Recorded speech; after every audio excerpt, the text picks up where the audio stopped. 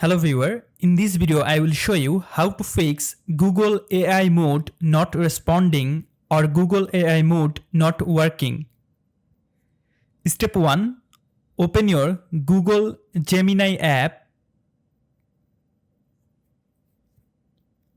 Click on profile icon from the top right corner.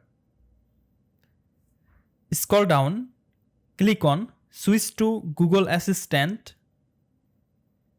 Now switch Google Assistant for a while.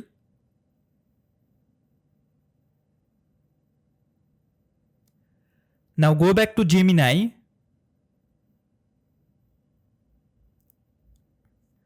Now welcome to Gemini and click Use in Gemini.